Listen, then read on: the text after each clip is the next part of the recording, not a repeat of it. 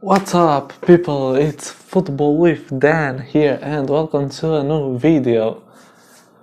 So, this is the first day of Christmas that I'm recording this video, but I'll probably post it tomorrow because tomorrow on Boxing Day it's Arsenal against Chelsea. That's a tough match, isn't it? Arsenal 15th place, only 14 points, I think, after 14 matches, so not in a good situation. Chelsea doing pretty good right now with Frank Lampard, although I think there are some players who are underachieving at the moment, the likes of Kai Havertz, Timo Werner. I think also Frank Lampard isn't that great of a manager, at least not right now. We can see, for example, Kai Havertz. He likes to be close to the striker, but right now he's playing in a midfield three as kind of a number 8 near Kante and Mason Mount, and I think that doesn't work for him.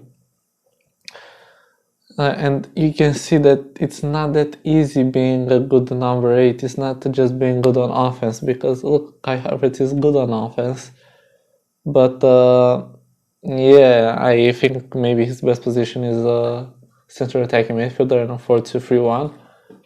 And not just that, you can see why the likes of Andres Iniesta, you don't see that many players like him anymore. Even you can go to these modern football days, the likes of David Silva, a free number 8 in Guardiola's team. So you can see they are not that common anymore. And that position isn't easy to play, okay? People say, well, yeah, Iniesta was playing in a very good Barcelona and stuff like that. Bro, Iniesta is still and was still a baller in his day, like, let's be honest. The way he carried the ball, he dribbled, made those passes, it was just amazing to watch, honestly.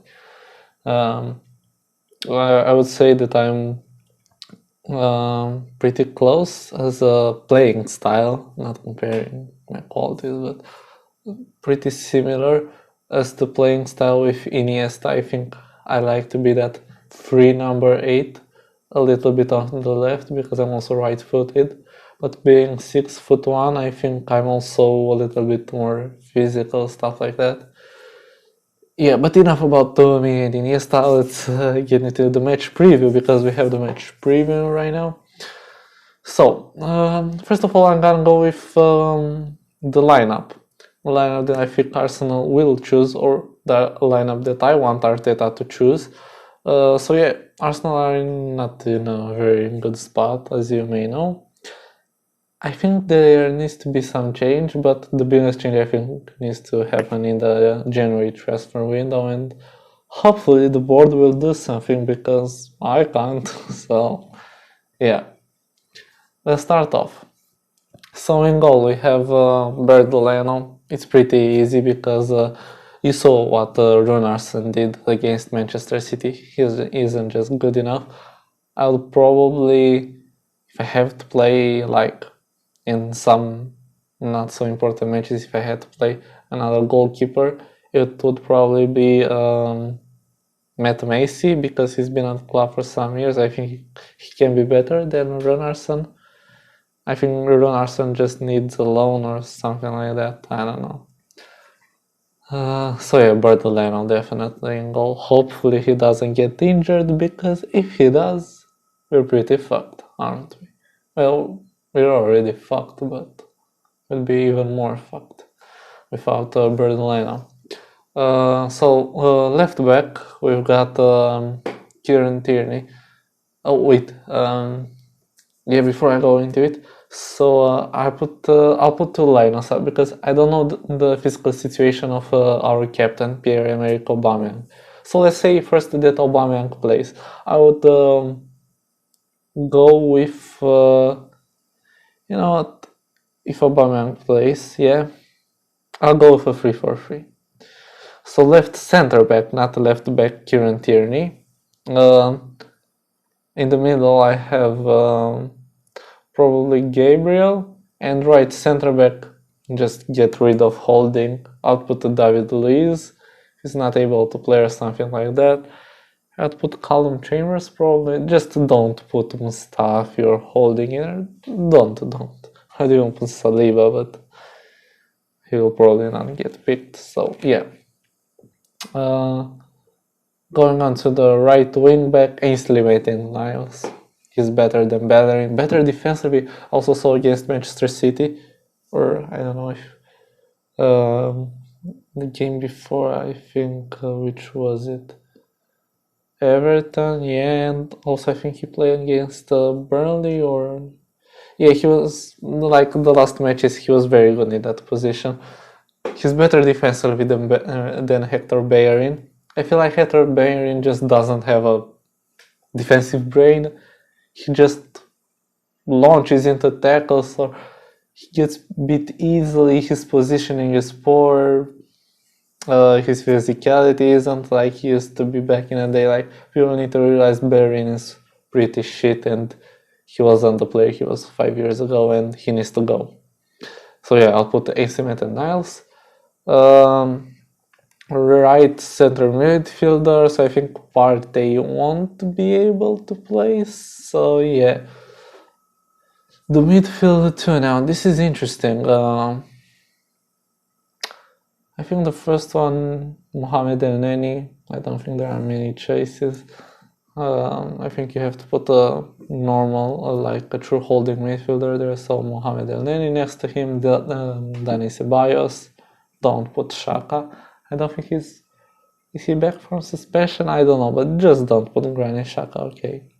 Don't. He's bad. He also needs to go. Yeah, I also have for like in midfield.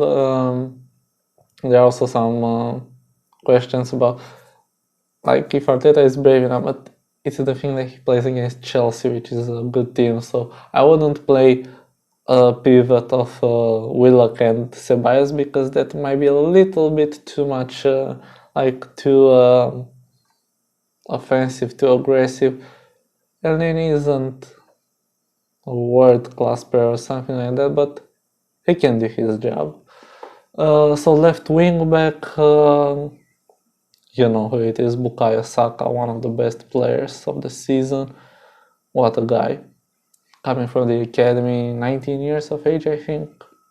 Yeah, very good, very good. So right winger, Nicola Pepe. Just look, man, people say Willian is terrible, Chelsea reject, stuff like that. Look, if you look at the last season, he was one of the best players statistically in the Premier League. He had like 8 goals and 7 assists or something like that. 2.1 key passes per game. He was one of the most creative players for Chelsea, for even in the whole Premier League. He made some very nice assists. He created many chances, also more dribbles, more interceptions, stuff like that. I don't know what's happened. I think something has happened to him since he joined Arsenal, because he's not the same player. But I also think people just want to like criticize him as much as possible. I don't think he was that bad, honestly. I think in some matches he even played pretty well. He was maybe one of the best players on the pitch in some matches. But yeah, I agree that his form wasn't the best. I also think that's down to the coach a little bit and the overall team. We'll have to see. Now, so if Aubameyang plays, I'll play with Lacazette as a number 9 and Aubameyang left winger. Martinelli, you have to watch out for Martinelli. I'll bring him off the bench because he's available. And yeah, also Folarin Balogun is a pretty good shout for this game. So yeah, we'll have to see. Now, if Aubameyang doesn't play, I'll probably honestly just put Martinelli in there. Honestly. But yeah, I don't know, because let's say Aubameyang plays, so we have Lacazette, Aubameyang. We probably put Martinelli over. That's the thing, I don't know what substitutions should we make? Because I also like to see Balogun. He'll probably replace Lacazette. Well, probably Nketiah will replace Lacazette because Arteta will probably choose Nketiah, but still, I would love to see Balogun replace Lacazette. But I don't think that's gonna happen, and maybe Martinelli replacing Pepe? I don't know. Also, another thing that I think needs to be addressed is how Arteta sets his team up. I don't like these inverted fullbacks, let me tell you, because at City it worked, because you have Sterling and Sane high and wide, okay, but you had those very good central midfielders, David Silva and De Bruyne, who are occupying the half spaces. But at Arsenal, you don't have those type of midfielders. So why do you play with inverted fullbacks? Because you see Pepe, people talk, oh, Pepe is bad. Well, how can he score and assist when he's just going out wide, doing nothing? Like, he just holds his width and passes inside to Bellerin, and that's all he does, because that's what the system pretty much tells him to do. Why not put someone like Maitland and Niles holding the wave on the right? That's how most people team. You go, so for example, on the right side, you go with Pepe a little bit in the middle, cutting inside, where he can make his crosses, his assists, maybe goals. He can pop a finesse shot. And you have him, okay, cutting inside, and you have the right back, someone like Maitland Nice, overlapping.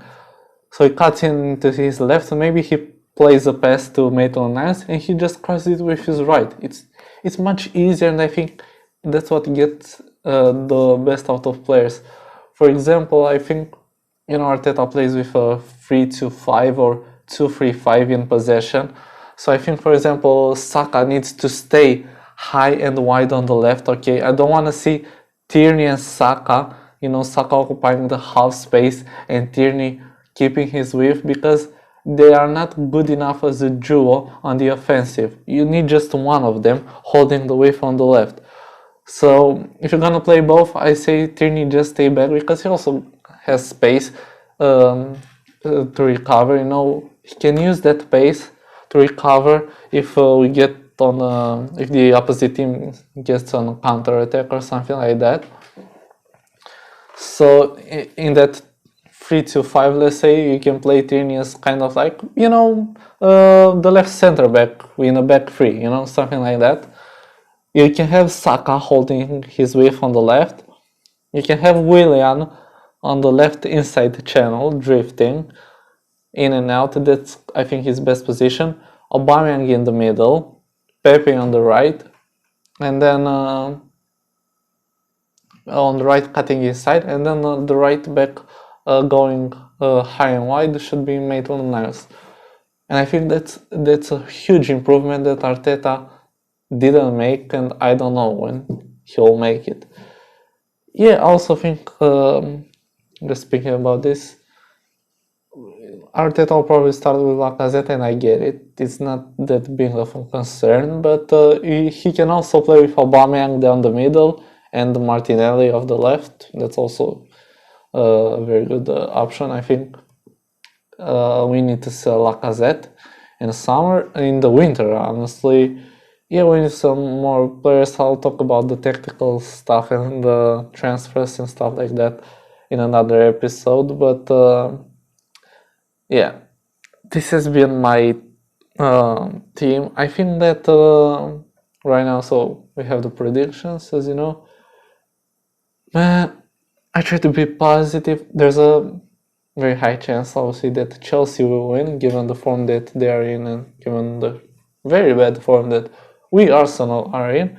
So the odds are in Chelsea's favor, but don't forget that Arsenal beat these big teams like Chelsea, like Manchester City, like Liverpool last year, also under Arteta, by counter-attacking.